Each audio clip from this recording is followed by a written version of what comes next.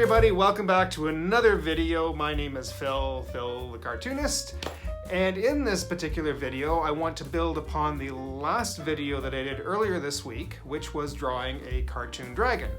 Now I got a little bit of feedback off of that particular video because apparently I set it to go too fast and apparently I wasn't loud enough, and that was probably partially my fault because I don't think I had the audio settings correctly. I think I did set them a little too low. I don't know, you tell me if you notice the same thing. So what I thought I'd do is I'll leave that video as is, and today I am just going to do the head of the dragon. I will try not to set the video as fast, or I might even see how it goes just leaving it at normal speed and just speaking as I'm going rather than doing an audio overlay track. I'm still new to all this, so anyways, I'm not going to spend a whole lot of time here sitting and yakking. Grab some pencil and paper, grab a tablet, grab whatever you got to draw with, and let's go. Alright, so we're focusing on just the head of what we drew yesterday. It's going to be a similar idea. And we're going to start off doing a large circle right here. We'll bring it up. I want to move it over a little bit. I want to give enough room for the snout and the neck at the bottom. So let's start up here, but I need a little bit of room because he's also got horns. And we'll just do roughly about a circle like this. A little bit flattened this way, just to give, because I don't want it a perfect circle. Now, this is also a little bit up to you, depending on the expression he makes. If you really want the eyes wide, you can kind of stretch the head up a little bit like this, and then the eyes will be really high like this. Or if you want them, you can squish the head like this if you want it. Whoops, a bit messy, sorry. And if you want the eyes kind of a little more like this, right, you can kind of make them look a little bit angry or surprised, and you can squash and stretch the head like this, depending on what you want to do. But I'm going to just kind of go somewhere in the middle just at the moment. This whole thing is up to you how you want to do it. So I'm going to put roughly a center line. He's tilted his head a little bit, so I've tried to put on a slight bit of an angle, and he's looking down. So eye line is about 3/4 view like the body was, and it's almost a very similar shape to the body, right? So the center will be about here, and I can put the eyes close together. It's still going to make them somewhat oval like this, kind of angled in, and because this eye is going around this object, it's moving further away from us, so it'll be a little bit thinner than this eye. Now, what you can do with these eyes is kind of fun. So let me back up a little bit. You can really make them wide if you want and push them closer together. You can kind of have them smaller or open if you want it to start looking a little bit more realistic, if you like. But I kind of like right in the middle. Actually, if you want, you can even do the cartoony thing where the eyes are so close that they kind of just, they're one thing, like this. Right? We've seen this before too. And then the eyeballs are right in like this, and that's sort of an option you can do as well. But I'm going to separate the eyes. I'm just going kind of right in the middle with this for the moment. Let's back up and go back here to the eyes. I'm still going to give an oval. I'm going to angle them inwards because he's kind of looking down and towards the camera like this, right? And so the snout is going to come off of here. Now I like to include a center line for the end of the snout as well, because it helps me determine where the nose is, and the center line should roughly be the same area in this shape as it is in the head, if you follow what I'm saying. So if this is a shape in and of itself, it'll be on the same angle as this, right? And it'll come, you'd see the top of it a little bit like this. Actually, it's a little dark. I don't want it too dark. It'll just be roughly here. And this just helps me align where everything is going to go. And then the bottom part is going to be here. That should be up a little bit higher like this, because it's going like this around the head. Now I'm going to put in the eyebrows. I like to kind of have the eyebrows raised because he's smiling. And he's got these kind of thick fleshy eyebrows here like this. you understand a little bit about structure, these will follow kind of where the eye is going like this. He's on a 3/4 view, so you can kind of have the skin overlap like this and the eyes, and this comes in here, right? So the horns are going to go in here, and it'll be like that on the other side. So I know roughly where that horn is going to go. That's a little bit big, but that's okay. I don't think I left quite enough room. No, I guess I did. It'll be all right. That's fine. This won't look exactly like it did in the other drawing. I'm working on a little bit larger now, so I want to increase the size of this nose. I want to give him a big nose. And again, the same thing with this. This bony part over the nostril, it's kind of like the eyes.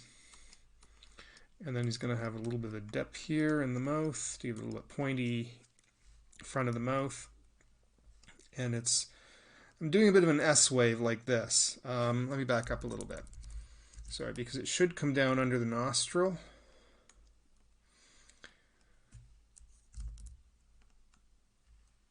And up. Like this. And the mouth will start to curve up sort of behind the eye. And you can have it so that it's pushing the flesh up like this, and it actually pushes it up so much in the cheek that it begins to push against the face. So he gets this big fleshy area in here, right? And you'll even have that indicated a little bit on this side, like that.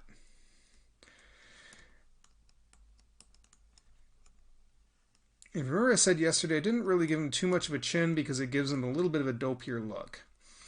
The neck, remember the neck is connected to the back of the skull. Even in silly cartoons like this, where the back of this head is going to come. So remember I have the center line right here for the head, and it comes back like this. This is where the center of the back of the neck. And if you think of how that neck connects underneath and here, it's going to come off the back of the head. And again from here. And I always kind of start leading from these 2 points. Even if I don't put a lot of pressure down, I want it to come from these 2 points. And then the mouth, the underside of the lower part of the jaw, even if it connects up here, he doesn't have much of a chin, but it'll still come here and join with that neck, this fleshy part here. And the head, I know, went into a bit of an S wave that direction. So maybe I can bring it back this way a little bit, right? And it's going to come up under this. Now, he does have a bit of a jaw, even though there's not much of a front of a chin. The jaw would come up and come back here. So it's a nice sort of connecting thing here at the back of the head to have this here. And it gives it a little more structure. Don't just add in just don't go like this. It is the back of a jaw. So if you think of a jawline, it probably connects up to the back of the head here and comes out, and then it would also come off the lower part of the jaw down here. And it's just enough to indicate what's there, right? Like that. Now the horn I make kind of zigzaggy. Let's put that in. Like a little S wave. Comes up around this way. And this a little bit less because it's going to come in and the tips are going to join. Right? There it is. Now this head is on a little bit of an angle. So where this comes up has to come, because his head's on an angle like this. Right? The horns are also going to be, so if you want to find out where that's going to go, over here. This is on the side part, so I'm not putting any lines down, but I'm just circling this to indicate very lightly where this part of the horn would be on that side and where the zigzag would go. So if it's coming off this, it's on a little bit, come out like this, about like that. That even still seems up a little bit for this. So it'll come about like that,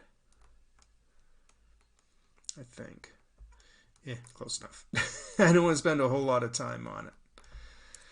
It's always a little bit trickier putting the second one in. It's like this when I do dog ears as well, because it's away from the head, and I'm going to add some lines in like this, because it just gives, it gives a little bit of volume to it. And you see lines like that on horns.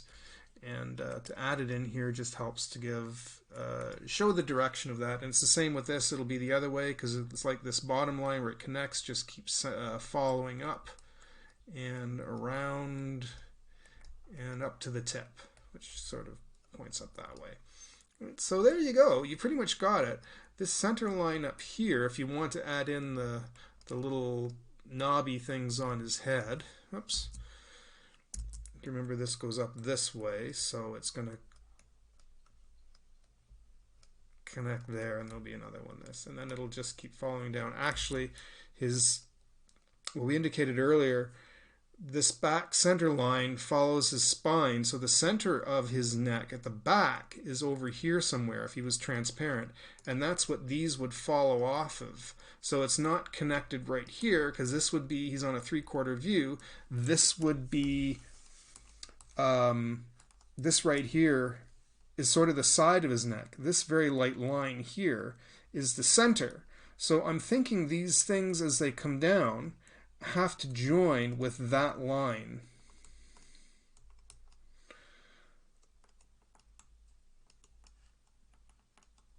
Right? They would join with that line. And so there you go. He's kind of there, kind of in rough. And if you like, you can add some ridges to the top of the nose. I think I started to do that in the other drawing. And they're going to follow over this shape. Because think of it, that ridge is going to come underneath these eyes. And it's a nice way to indicate the volume. So this is going to follow this direction, right? If you want those ridges. Whoops. They'll follow this way. The direction the head is pointing. And they're going to follow over the top. Like that.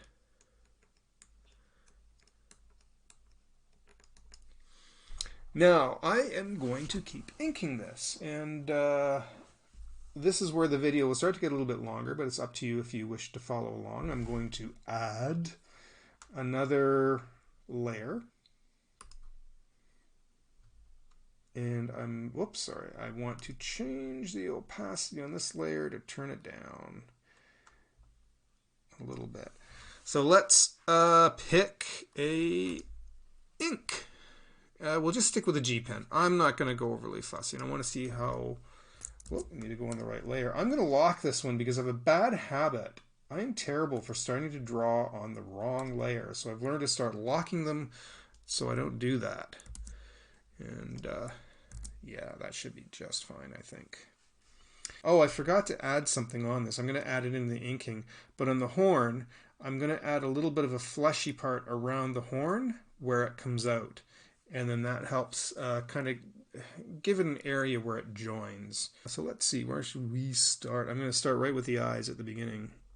I'm going to be the first to admit I'm kind of a terrible inker. I used to work in animation. I hated doing cleanup. And cleanup is where you receive the animation and the in-betweens. Boy, I don't like the tapering on this. You receive all the animation and all the in-betweens, but they're all in rough. And you've got to actually, in a sense, trace, quote-unquote, that drawing, but with much cleaner lines. And I never had the stability to be very good at it as a cleanup artist. Let me put in the eye first. I used a really thick line. Again, too thick. But that's okay. It's just kind of a kid's drawing here, I guess. The idea in inking is that you're not just going over the line drawing, but you are trying to give it a sense of depth and volume, and that's where your thick and thin can come in. I have to admit, I've been using the iPad a lot lately, and I think the inking tools on that are actually much better. I don't like that at all. Let's go back. Bloop. This is what we were talking about earlier. I don't like the tapering on this. I don't know if is the mapping pen any better? Kind of. I just don't like the tapering on this. All right. Oh, it's really behind. Okay, I see why it's called a mapping pen. Blah. Alright.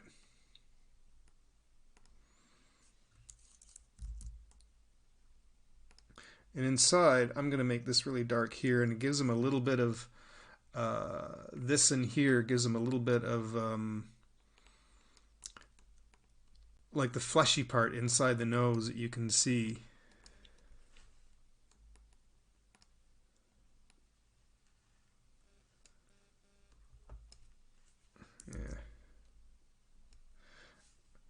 Yeah, I don't like the tapering on this at all. This one nostril's a little bit raised. I'm going to make it actually emphasize like he's got one open a little bit more. And give him a little bit of a chin, not much of one, and then down here. Now, what I'm going to do is put in the underside of this horn. I'm going to just put the horn in now, and there's a reason I'm doing this, which is what I just talked about. Is I want to put in kind of the fleshy area and indicate it by going like this. Oop, don't like that. See, this is why I've become addicted to digital. Control Z has become my friend. I'm a terrible inker because when you're using physical ink, once it's down, it's down. And digital ink you can hold, can just hit Command Z. Sorry, Command Z, not Control Z. Command. And this is the center of trying to do a thicker line in the front by pressing a little bit more.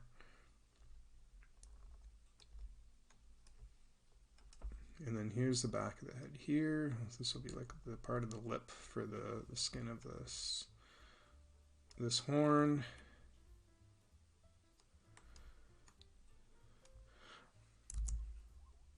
I can fiddle with the erasing on that. So that's pretty much it. You can kind of add some other little lines if you want under here just to show a little bit of the wrinkle of the skin. If you want like an Adam's apple, you can go like that. We'll put in the... I'm not even going to put this all the way around. Go like that. What it kind of does, what I'm kind of sneakily doing by leaving a little bit of space in the middle like that, it's sort of a subtle way to indicate lighting, actually. It's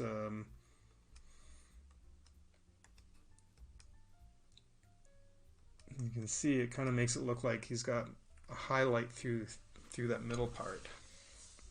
And I think that's about it. Oh, I forgot the rest of the spines. Haha. So one goes here, one would go up like this. Whoops. Wrong level, see? One would, let's see, one comes here, one would come like that. This one, yeah, these were off a tiny bit anyway, so let's see if we can bring them back. Keeping in mind that it would join under here. And I'm way down at the bottom here, it's hard to get my hand in the right position from where I'm sitting. Anyways, there you go. I'm going to leave them there for now. I'm not going to color them because we did coloring last time. I just wanted to indicate a little bit better, go a little bit slower and indicate better how we're drawing this. So there he looks kind of cute, and a little bit of underside for the eye like that, if I guess. Have fun with it, play around, let me know how it worked out for you. And now that I have a series of videos, I can put in a couple of end cards, and I'd like to ask if you got anything out of this, please let me know below. Subscribe, and you can hit bell notifications, because if people start doing that, I will start doing these more often. I've noticed in my analytics I'm not getting very good retention. People are dropping off early. What can you do? I'm hoping that might change over time once people kind of start noticing me a little bit more and jumping on the bandwagon. I'm hoping that happens. So thank you so much if you did stick it out to the end, and I will hopefully see you in another video, or you will see me, maybe. We'll see.